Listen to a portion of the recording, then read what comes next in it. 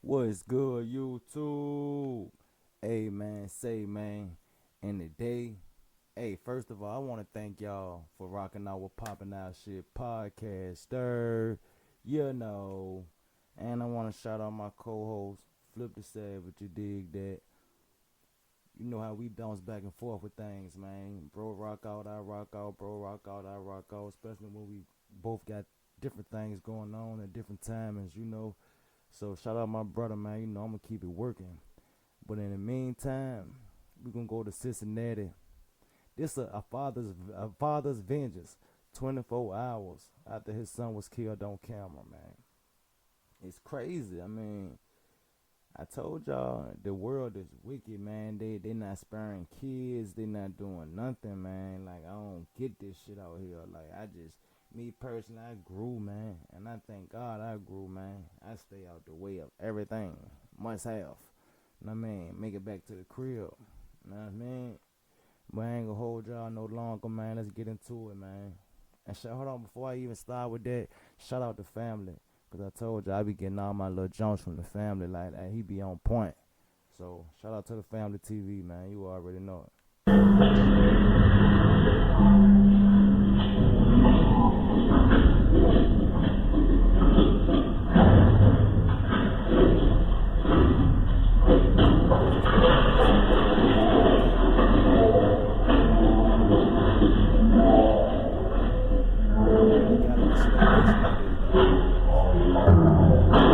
News today, Cincinnati police sharing new details about a chase that led to a suspect being shot and killed by police over in East Price Hill. The mayor and Cincinnati's police chief sharing body camera video of the incident. This all unfolded very, very quickly. We're talking about 6 seconds from the time that officer got out of his vehicle until he shot and killed that armed suspect. Give you an update on an incident that you're aware of, I'm sure happened earlier this afternoon, approximately 1 p.m. We had an auto accident at Martin Luther King, Burnett Woods Drive, where a Hamilton County deputy was struck. He was outside his vehicle conducting traffic enforcement. He was struck by a vehicle. It saddens me tremendously to make you aware that he has since passed. Hey fam, I'm gonna need you to try your best to hold your opinion to the end. This a lot, and I'm gonna say this out the gate. None of us can't truly fathom losing our child until it happened. Now the situation we talk about today is less than 24 hours old. Today we're going to Cincinnati. We're talking about a man, a dad, who decided to take matters in his own hands. Less than 24 hours before his situation, his son was gunned down by authorities, which we'll later check out and play body cam. Oh, see, I ain't know his son was gunned down by authorities. That mean the motherfucking police killed his son. Man, I feel you, fool. Footage. This dad decided to take matters in his own hands and took the life of a police officer the next day. Today we go over this story, go over the details, see what truly happened, pay our respects, and see where we stand today. But before we go over this one, I want you guys to remember, I don't give you no anger. I just give you the story. So with that being said, make sure you like, comment, and subscribe. We're gonna jump right to it. A Hamilton County Sheriff's deputy has died after being hit by a car driven by the father of a man who was killed by Cincinnati police the day before. Cincinnati police chief said during a news conference that the sheriff's deputy, whose identity was not released, was hit by a car being driven by the father of an 18-year-old Ryan Hinton. The crash. Why y'all ain't releasing the identity of the police officer, but y'all gonna release this nigga identity though, ain't it?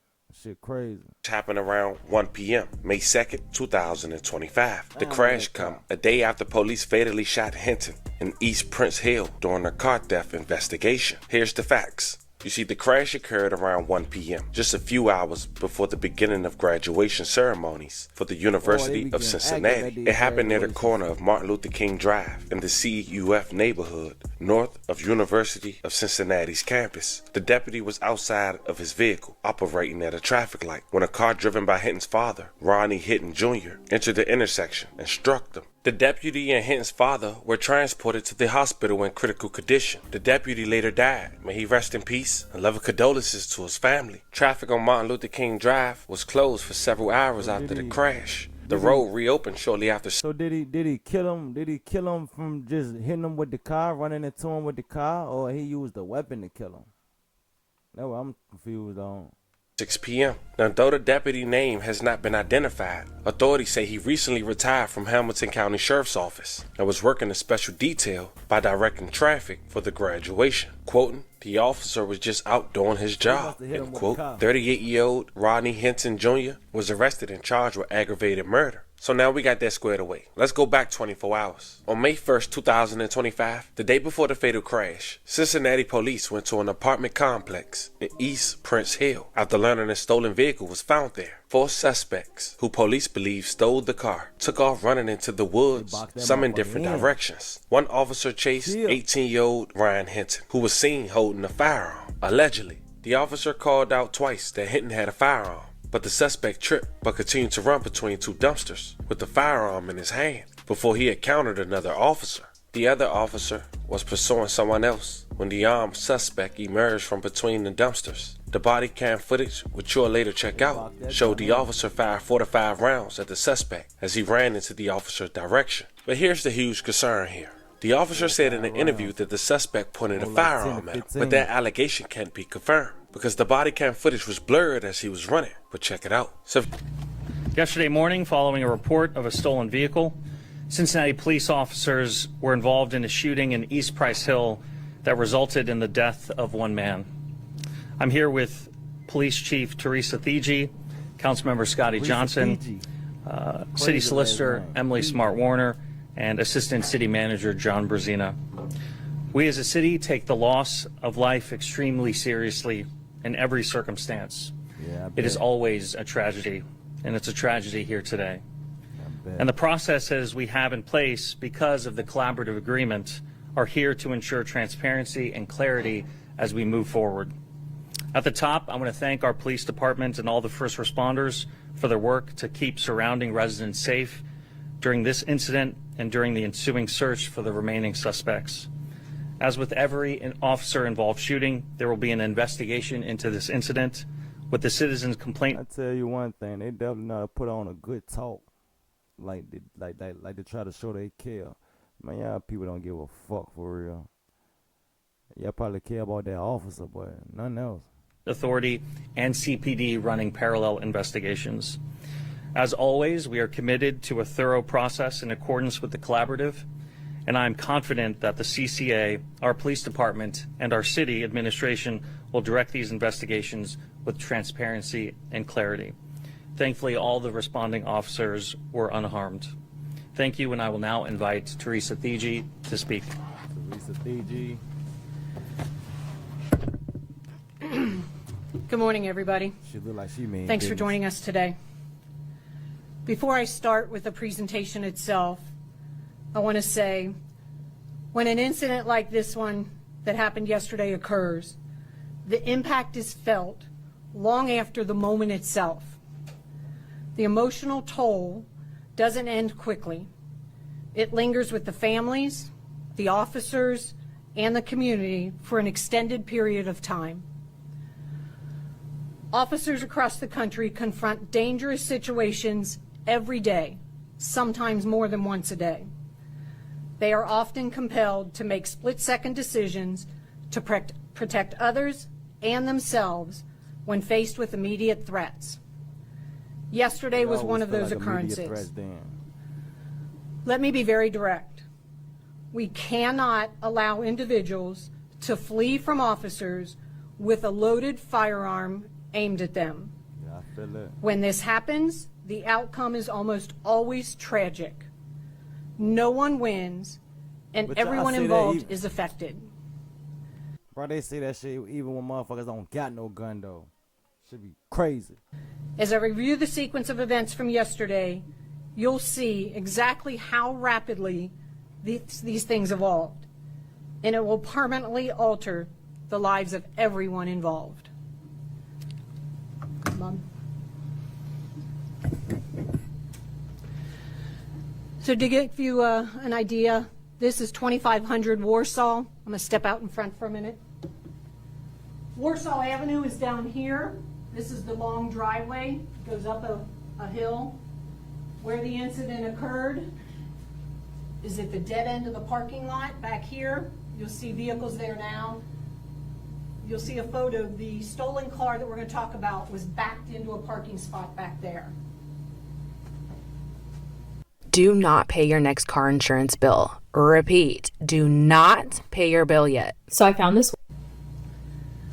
They got that whole box. As you can see, this is a stolen Kia. When they hit you like that, you Stolen ain't out of going northern nowhere. Kentucky yesterday. Jack. You can see we have 2 uniformed cars Gotta there. hop out that bitch. Prior to those uniformed cars arriving, we had 2 undercover cars that pulled into that dead end, Surveillance saw them the already. vehicle. They backed out. They saw that there were individuals inside the vehicle, so they all backed people out in. and let the uniformed cars make the approach, which is the tactically sound decision to do. The cars are positioned the way the officers are trained. We are trained to use our vehicles as cover from any threat. That's what those officers did with the cars at that time. This is body-worn camera from officer number 2. Go ahead, Bobby. Body photo. He's got a gun! He's got a gun on your right! On your right! He's got a gun! So just to give you an idea, we have the 2 uniformed cars, we have 2 officers, there's 4 individuals in the stolen vehicle. I know they can't wait for All that 4 shit to individuals get out and start running. What you say? Some in different directions. They can't wait to So blam on officers their ass. decide which individual they're going to pursue. One officer decides to pursue the individual who we now know had a firearm in his hand. The other officer pursued another occupant that fled from the vehicle, and that'll be significant here in a moment when you see. So this is a still image. Again, I'm going to step out front. The car is parked over this way, okay? They are chasing the individual. So officer number 1 See the is gun in his chasing right this hand. guy right here.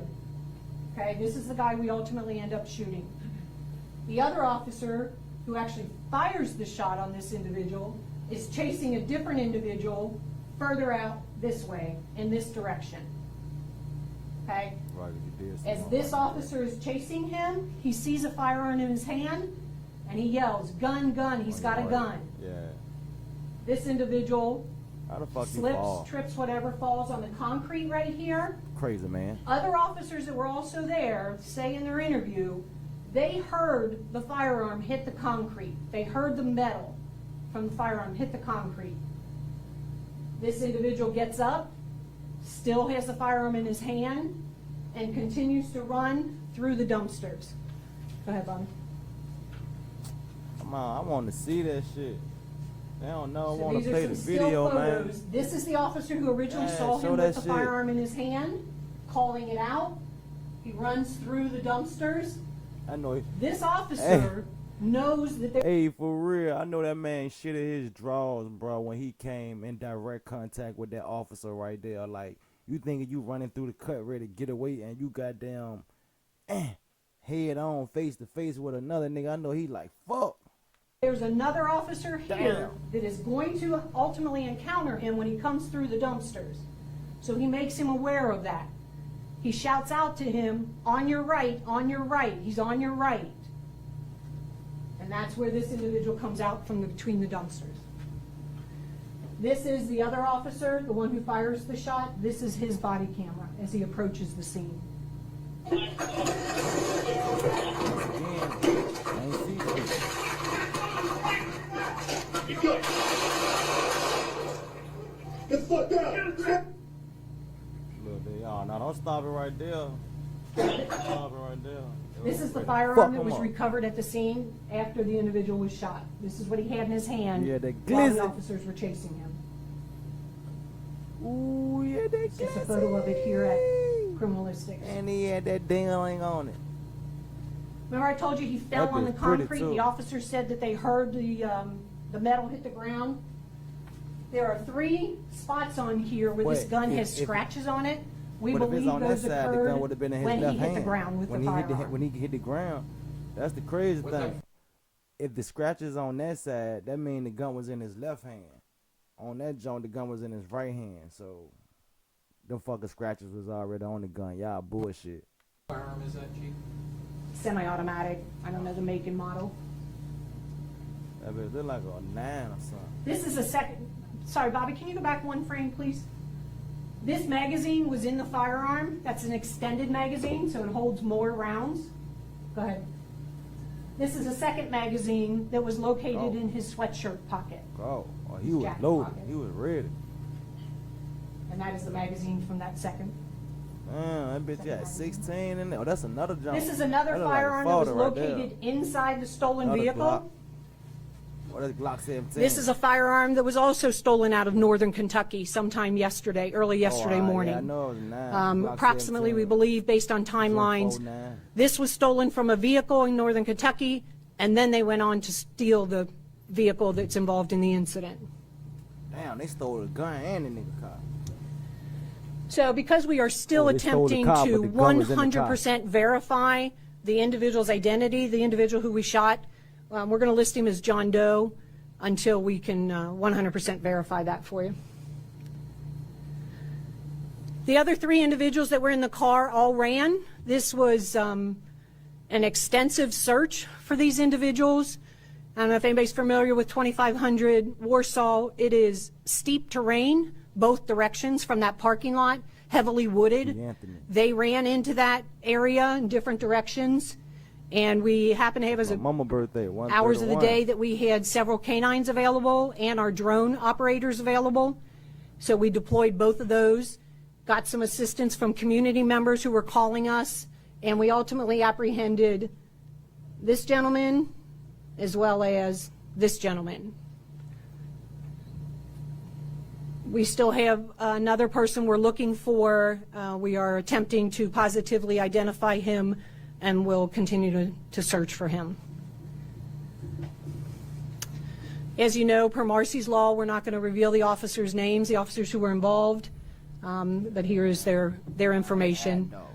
Been on almost 11 years, fugitive apprehension. Been on almost 24 years, fugitive apprehension. This is the scene afterwards. I want to point out this incident, from the time they bailed from the vehicle and police were chasing them to the time the individual was shot, 6 seconds. Where to go for real? Where the hell he was gonna go? 6 quick seconds. But the officer's responsibility didn't end there. They did very admirably trying to save this gentleman's life by administering different variations of medical aid until the fire department responded. Yeah, they knew they wanted them out of here. And this is the, you can see the medical debris, and then this is where the firearm was. Okay, we'll take a few questions. Why y'all kill that man? Suspect, it was very difficult to see. Really shows how volatile the situation is. But it was difficult for us to see if the suspect pointed his gun at the officer, or whether he just had a gun. Exactly, he just had a gun. He had a gun. Can you tell why the officer shot the suspect? Yeah. Exactly. I'm telling you, man, that's always the case. They see gun, they see gun, they see gun. That mean they gonna shoot your ass. You ain't gotta point this bitch at me. You ain't gotta up this bitch. You ain't gotta aim it in the sky, no nothing. If they see that fire, they gonna bust your ass with that fire. Straight up. So just to kind of give you a frame of reference, the individual is running with a firearm in his hand. The officer is running, so the body camera is kind of jolting as the officer's running. What that leaves us with is a very blurred image, unfortunately. However, based on the officer's interviews, the officer who did discharge his firearm said that when the individual came out between the dumpsters, he had the firearm in front of him. It was in like a bladed position, and it was pointed at the officer. And he felt threatened for his life, and that's why he discharged his firearm. How many times did the officer discharge firearm? We believe 4 or 5. And hit him? We believe twice. And I do want to clear up, based on information that we received, the individual was struck in the chest. It exited out the back. He was struck in the arm. We believe it went through his arm and into his side. So those were the two rounds that hit him. There was no indication that he fired his gun. Correct. Because he ain't No even point that indication. bitch either. But I would like to add a caveat. We do not expect the officers to wait until they're fired upon before they feel the necessity to fire. Oh, Lord, here we go with this shit. Protocol for how many times an officer, when someone else is pointing a gun at them, how many times an officer should fire. Y'all don't even give They- it time. they are- For one, y'all don't even give it time to see if the motherfucker gonna put the gun down, drop the gun, and do anything before y'all just go straight shooting. Like, come on, man, let's be real, Jack. Trained to stop the threat. So there's no standard number of times to shoot? No. No. Until they feel their life is no longer in danger. So I'm going to go back to the original question. So, Chief, would it be standard protocol to shoot a suspect if they are armed with a handgun and running if the firearm were not threatening the officer directly? So this is where we have to go to the state of mind of the officer at the time. Are they seeing, feeling, hearing? If they feel like their life or They're gonna somebody say that else's regardless. life is in danger, they have a responsibility to stop that threat. So I can't answer. Bro, they gonna say that shit regardless just to get off, man. Just to get off, man. Knowing they weren't even in no danger, man. They the law. They the authority of the law, bro. Their word gonna be way more upheld than the motherfucker that just got hit, cuz. No, cuz, I ain't feeling that, cuz. Answer how every situation should be resolved. It's based on the officers, and some of that includes their training, their experience, their tenure. They won't things train like that. right. So the Straight up. officer says that he saw the suspect point Anybody the can get out there. firearm. Hey, he got a gun, Yes. shoot. Anybody can do Does that. the video and or other officer testimony back that up? I'm not going to get into that now. Why not? You saw the video. This is what we have to work with. Because it is an ongoing investigation, I'm not going to get that far into details right now. Chief, can you speak to what alerted officers to the stolen vehicle at this apartment complex? I know Right, how did he it was even get there? initially. Can you say what prompted that? Yeah, so this is a stolen vehicle out of Edgewood, Kentucky, yesterday morning, and it has GPS capability. So the owner of the vehicle notified us, as well as they called 911, but that, because they were in Northern Kentucky, that call went to Northern Kentucky. So it was the vehicle owner's capability to track it via GPS. Smart. And do you know Smart. I know we haven't identified the man who was killed. Do we have I'm any telling you, information? these days, that shit's smart, man. It's smart to have your own GPS on your vehicle, because the way these fucking Kias and Hondas and all that shit getting stolen left or right, especially with a fucking phone charger cord, man, you better put your own tracker on that motherfucker. You'll find it quicker. Of whether the other suspects had a connection to this apartment complex specifically, or why they were there? Yeah, we do not have any indication right now as to whether or not they have a connection to that complex. It seemed to be quite a quiet, nice complex. You found two handguns. One of them you said was stolen at approximately the same time the car was stolen. How about the other one? So we believe the firearm that was stolen approximately 6:30 a.m. yesterday morning somewhere in Northern Kentucky. The vehicle we believe was stolen maybe a couple hours later, again in Northern Kentucky. But that's all we know. Oh, no, I can't say that because they about had the call. Stolen firearm. The one that was left in the car, not the one that It's in the the car. deceased had. Do we know the origin of the one that the deceased had? Not yet. We still have our investigators working on that. Chief, do you have any update on That bitch must, nah, it won't that. There you are.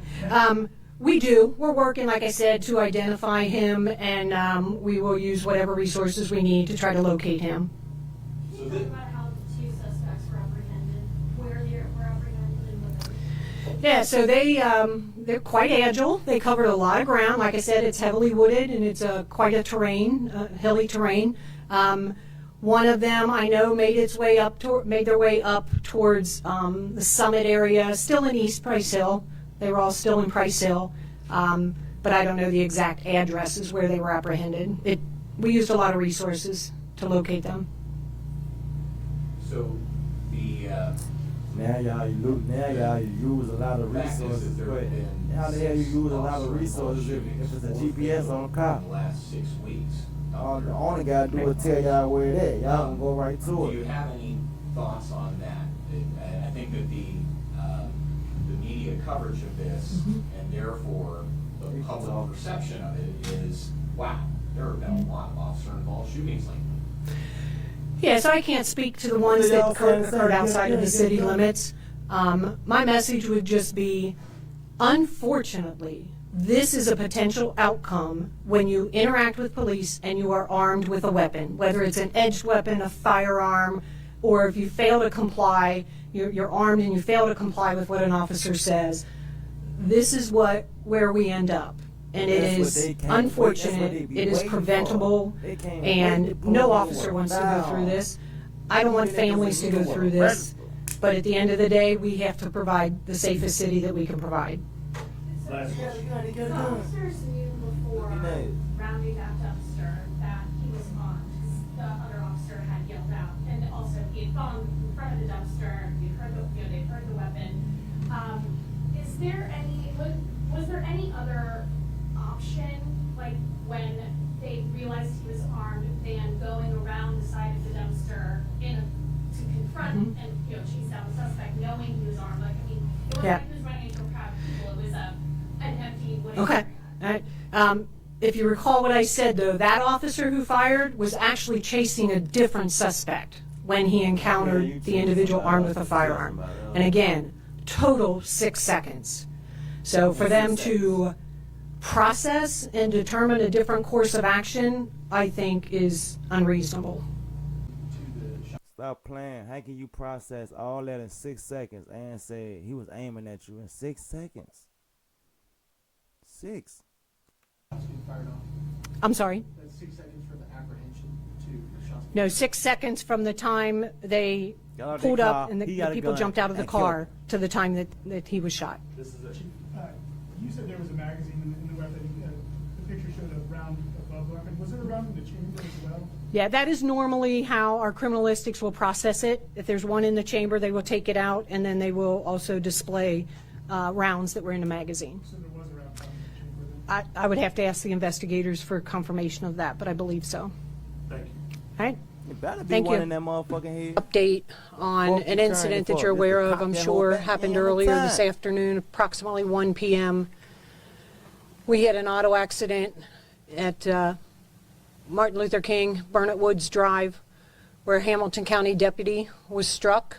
He was outside his vehicle conducting traffic enforcement. He was struck by a vehicle. It saddens me tremendously to make you aware that he has since passed. I think what is significant. Look at them three and Uncle Tom back there. They don't give a fuck for real. They just killed another man. They don't give a flying fuck. Significant for people to know about this accident is the officer was just out doing his job, directing traffic up near the University of Cincinnati for what was supposed to be a glorious day for many. What is significant also to know about this auto accident, as you know, we had a critical incident yesterday in the city of Cincinnati, an officer-involved shooting at approximately 9 a.m. yesterday morning. There is a connection between these two incidents. The driver of today's vehicle that struck a deputy has a family relationship. He killed the police with the car, so he ran his ass over. With the 18-year-old that we shot yesterday. No bond hearing, so like we're asking that you hold it with no bond right now until the hearing on the 6th, to when we will present evidence in order to satisfy the burden of the 2937-222. We're going to be asking to hold the bond at that point. So you all will review those statutes. Bro, I ain't giving a fuck. The rules of evidence won't apply in that hearing. Yes, sir. So the court will now set no bond until Tuesday, when we'll review the statute for a continuing no bond under these unusual in very tragic and terrible circumstances. Where will the defendant be housed, and will he be safe? And I ask that because he was transferred, as I understand it, to Clermont County yesterday on my order. That's correct. And will he be returned to Clermont County until Tuesday? It's our understanding he will be returned to Clermont. And you have a safe environment for him there in Clermont County? Yes, sir. You'll return him on Tuesday, May the 6th at 8:30 a.m. for a hearing at 9 o'clock in the morning? Yes, sir. All right, thank you. Your Honor, for the record, we'd ask the court to put a bond on him now, but we understand that it's not a bond period. All right, no bond. Thank you. Thank you. We can hold him at no bond for 72 hours, is that right? Yes, sir. Thank you. All right, thank you so much. Rodney Hinton Jr. appearing to show no remorse for that alleged attack. As he was being escorted out of the courtroom, he appeared to shout at deputies he's going to... Fuck he gonna be remorseful? What is he gonna, what he gonna feel remorse for? He just killed the police because he felt like the police killed his son. Like, it's hard to say, but I don't blame cuz, like, I feel the same way. I don't give a fuck who it is, especially if I just lost my child in the hands of anyone. Man, got me fucked up. To be gone forever, though it's unclear if he's referring to the deputy that he's accused of killing or his son, who was killed by a Cincinnati police officer on Thursday. Here's what we learned from court earlier this morning after that tense appearance, surrounded by dozens of deputies inside and outside the courtroom. We're learning more details from the Hamilton County Prosecutor's Office about what's now being called a deliberate attack. Prosecutors say witnesses watched Hinton stop his car outside of graduation ceremonies for students at the University of Cincinnati, then ram the recently retired deputy who was outside his vehicle conducting traffic, ultimately ending his life. Now, the defense explained that this has been an emotionally charged week for Hinton after his son was killed by that Cincinnati police officer on Thursday. Meanwhile, Hinton is going to be held at the Clermont County Jail by the judge's order for his safety until a no bond appearance is set to determine whether or not he'll be held as that judicial process plays out. Police say he... Very unfortunate situation. Rodney, rest in peace. Man. And to that officer. Hey, man, there y'all have it. Hey, me personally, man, I feel the same way cuz feel like. But sometimes, man, it's hard, like, just to sit back and say, especially when it's the law, especially when it's the police that killed your child. It's hard to sit back and say, man, I'm gonna let that go. You gotta go up against the police. You know how much, like she say, resources they got? Nigga, you stand no chance. Now, if it was just another in the street nigga or street shit, I understand it fully. You got no chance of survival going against these motherfucking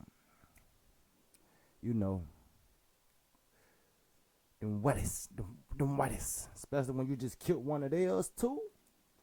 Tell me in the comments, man. Y'all let me know in the comments what y'all would have did in this situation, man. Me personally, I feel cuz, but I wouldn't have crashed out with the law.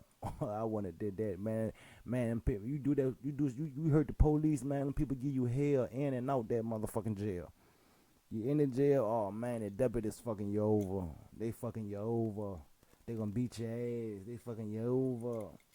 Know what I mean? But y'all know how this shit go. Until next time, you dig.